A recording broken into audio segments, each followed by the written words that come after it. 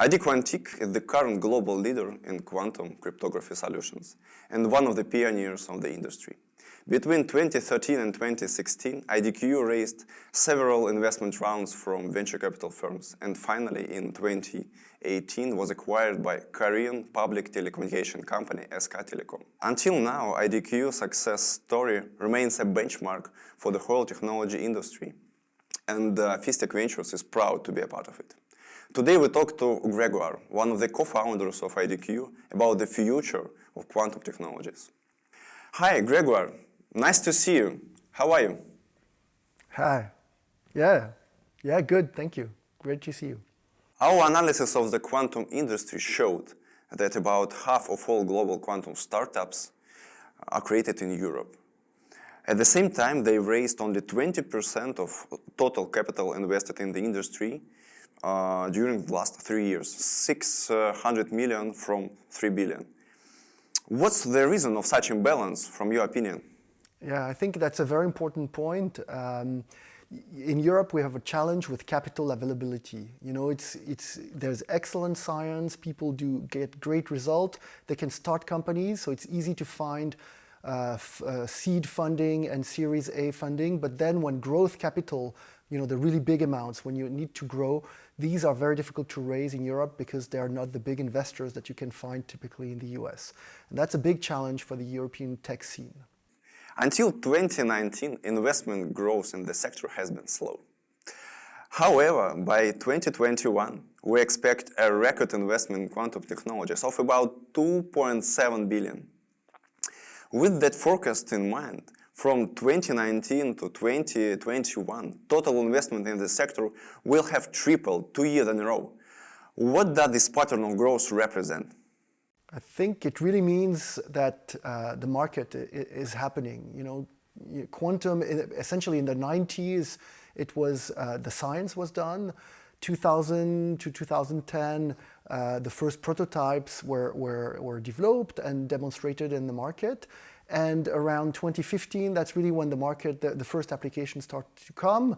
And so now we see the effect of of companies having been created and raising funds. And the way we see things at IDQ is we think that the 20s is going to be the quantum decade. And that's where really quantum technologies will start to have a completely massive impact on society in general. Major computing companies like Google and IBM are investing in superconducting qubit physical platforms, but these have problems with scalability and cryogenic issues. Alternatively, some consider photon-based quantum computers promising, but they suffer from problems with photon losses and large system sizes. Other platforms have their own distinct issues too, and all platforms today are non-deterministic. In consideration of this, what's your overall view on the current level of development of quantum computers? You know, we're still in a phase where we have elementary qubits, but these qubits are still not clean enough. They're too noisy, and so we need to be able to implement error correction. So to put several qubits together, several physical qubits together to have a stable logical qubit. And so often people talk about number of qubits as one of the important metrics for progress. I think we're not there yet. We need to talk more about the stability of the qubits, how clean they are, because they're still not good enough so that we can do error correction. So first there's a phase where we need to have the elementary building blocks, we can put them together, and then once we have these logical qubits, we will be able to talk about scaling. So we're still in the phase where we demonstrate these qubits, and so some people talk about the NISQ phase, you know, noisy intermediate scale quantum computing, and try to find some applications, typically in areas where you can simulate quantum physics, you know, and where it's useful, such as material sciences, drug discovery, and things like this.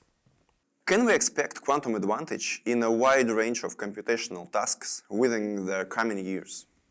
Yeah, it's difficult questions. Hard to say, you know, because there may be some good ideas about new qubits. One you haven't mentioned is the approach that IBM follows based on Majorana fermions, topological qubits, which seems to hold some good promises. So I would say that we're still in the phase where we need to explore many platforms and where it's still not possible to pick the winning candidate for the qubits. What industries will change or be disrupted after the quantum computer is developed? How much of our data will be stolen? Well, so that's a good question. You know, if you consider hacking as an industry, it will clearly be disrupted by quantum computing. But because in principle, you know, the challenge really is that we could be already vulnerable to some attacks because data which we encrypt and consider protected today could be stored, intercepted and stored in an encrypted form today by some hackers. And then when a quantum computer becomes available, they can then break the encryption that we use and then make the data available. That could be hackers, that could be nation states also that would go after some very important state secrets or commercial secrets. And so that's clearly something very important that we need to take into account and start preparing. I think it's been one of the messages that IDQ as an organization has tried to pass is that we must prepare early enough because it's hard to predict when quantum computing will come, but also because migrating to a secure solution will take time. You know, it's not going to be overnight, just an upgrade of Windows or something like this.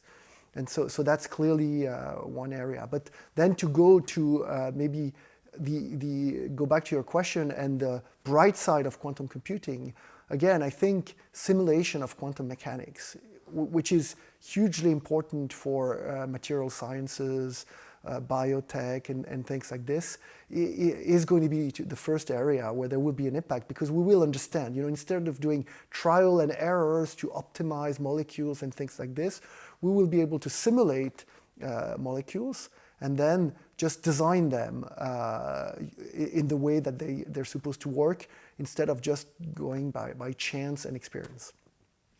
Gregor, is quantum cryptography sufficient, or should protection also be built at the physical level, for example, through the quantum key distribution technology? Yeah, that's a very important question because some people say, oh, let's just use post-quantum cryptography.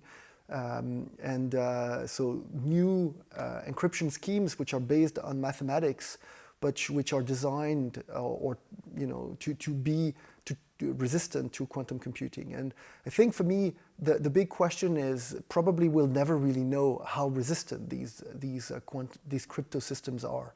Traditionally, you know, in cryptography, what you do is that you design a new system. You make it public, you wait until many people have tried to break it, and if they haven't succeeded to break it, then you consider that it offers some security.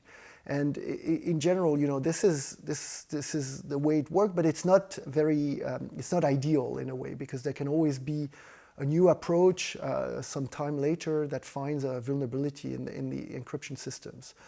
And also, typically, if you want long-term security, you're always vulnerable to new and more powerful computers that could come. And so our view is that post-quantum crypto is very important, but it's not sufficient. It must be combined. Sometimes people say, oh, there's post-quantum and there's QKD. No, these are two parts of the solution. QKD, which is based on the laws of physics and so will provide very long-term security, is very important for the main line, the backbones, the main lines, the systemic part of our communication systems. And then, of course, PQC can be used in areas where there's less impact and typically endpoint security. That's a little bit what we see. And one example of this is what our partner and shareholder SK Telecom is doing in Korea. The vision of SK Telecom is that the backbone must be protected by QKD, and so really the optical backbone in Korea for 5G networks, for example. But then the radio part, the last mile, which goes through the air to the smartphone, then PQC is suitable, provided that you do it right, and also that you have good keys. And that's an area where quantum random number generator can also play a role to ensure that even if you use PQC, at least you have strong keys in your systems. What should the quantum internet look like? What technologies do we need for getting the quantum internet in place? Yeah, so QKD now is about you transmit a qubit from A to B. And one of the challenges is that you have a limitation in distance because you cannot replicate, you cannot amplify the qubit. And so the signal after a certain distance in optical fiber will get absorbed and you don't have enough signal at the end. And so the idea of the quantum internet is to be able to distribute entanglement. So this entanglement is this resource from a quantum information point of view. It's a resource and a property of quantum objects which offers very strong correlation at a distance. And the idea is to be able to distribute between any points in a network of the quantum internet to distribute entanglement. Once you have entanglement, you can do many things. The first and obvious thing to do is to create encryption keys, symmetric keys. And so that will be the way to do very secure long-distance key distribution. But you can also use it to connect in a quantum way quantum computers remotely. And as you can imagine, probably initially we'll have smaller quantum computers, and for some calculation we'll need to build a cluster of quantum computers. And that's where the quantum internet will play a role in connecting some smaller quantum processor into a bigger large quantum computer. What do you think about quantum memory? Yeah, so quantum memory is one of the challenges. It's one of the bricks or technological building blocks that are missing. And the reason is that if you want to build the quantum internet, you're going to get resources from two different points. And these are typically going to be photons, and they don't get exactly at the same time in the routers. They're going to be routers. They're known as quantum repeaters in quantum jargon, but the role will be equivalent to the routers of the classical internet. And so photons will not get at exactly the same time. And in order to build this entanglement, we'll need to store one photon for a little while until the second photon arrives. And so for that, we need these memories. And so that's one of the hot areas of research right now. Yeah, it's a problem not only for repeaters, but also for photon-based quantum computers. Okay, Gregor, let's talk about the IDQ now. Why did you decide to start up a company? What was your motivation? Lack of other options could be one answer. I finished my PhD at the University of Geneva in 2000. We had this cool technology. People were interested about QKD, but also random number generation. And so I was interested in this, and there were no other companies to go to. So that's why we decided to start the company, I guess. What was the first product IDQ made, and why? So I think the first product was a random number generator, a quantum random number generator, which I believe we sold to HP Labs. At the time, HP had labs in Bristol. I think they've closed down in between, but at the time they were the first customer where we delivered a product. Now, we got an order from a university in the US, I forgot which university, for a product that we hadn't developed, a single photon detector, before the product existed and before the company existed. Kind of put together a spec sheet, send it to them. Then a couple days later, I got a fax with a purchase order. And then I said, okay, now we need to start the company. We have no choice. So. How have investors been able to help the company during its lifetime? Not all investors are always completely useful, I would say, but some have been very, very, have had a huge impact. So some investors have had a very, very big impact. Typically, I would say two things. First, experience, helping with problems, helping when as an entrepreneur we have a critical question, we don't know how to handle a certain situation, and the investors either have the experience or know people that can help with that. So that's a first area.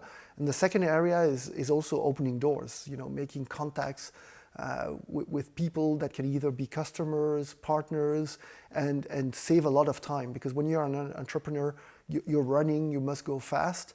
And sometimes opening these doors is what takes you a lot of time. So I would say these are the two main things where investors have helped a lot. When you were asked to sell the company to SK Telecom, why did you accept an offer? I think because it was the right partner, the right investor for this.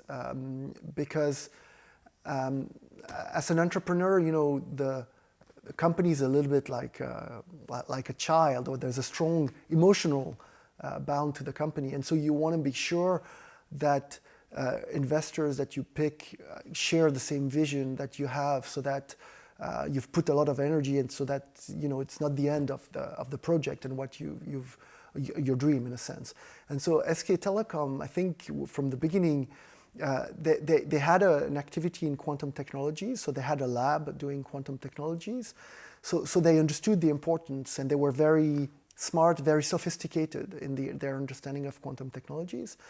But at the same time, they valued what IDQ had done right, which was early revenue generation. I think that was one of our skills, is to take the technology and very quickly turn it into a product, revenues, validation from the market, so that we could then go back to R&D and adjust. And so they saw that, and I think we were better than them at this. And so they saw that this combination, financial power, market access, market power, and the agility of a small company together would make a lot of sense.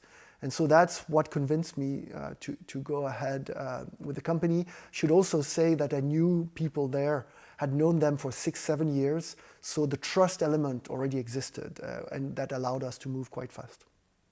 Yeah, that's a good union. What targets did you set for your team for the next 5 years? So we typically have annual targets and then long-term vision. And but in general, it's a phase where IDQ must grow in revenues. And so we are on a very aggressive growth path. This year, for example, it's 40% is our goal, and we're going to achieve it. And so that's one of the key targets. Another target is to find ways to make quantum technologies more compatible with the key trends in IT, typically cloud, as a service type of offering. I think that's very important, because there are customers that we can address now with the current approach, which is a hardware sale type of approach. But to make quantum technologies, and in particular QKD, really ubiquitous, we need to make it compatible with the trends of and how people consume IT now. And so that's one of the goals that we have, and that will make a difference, I think, in the next 5 years. And then, if you look a bit longer term, the goal for IDQ is to be the company building the quantum internet. And so we want to remain at the forefront of the technologies. For now, that's really the quantum memories that you're discussing, the best detectors and all of this, so that when the time is right, we can put all of this together and build the quantum repeaters, the routers of the quantum internet. Yeah, it's really impressive. I wish you all the best in achieving your targets. Thank you for this conversation. It was fascinating and informative. And have a nice evening in Geneva. And see you soon. Okay, thank you. It was great. A pleasure. Thank you. Bye-bye.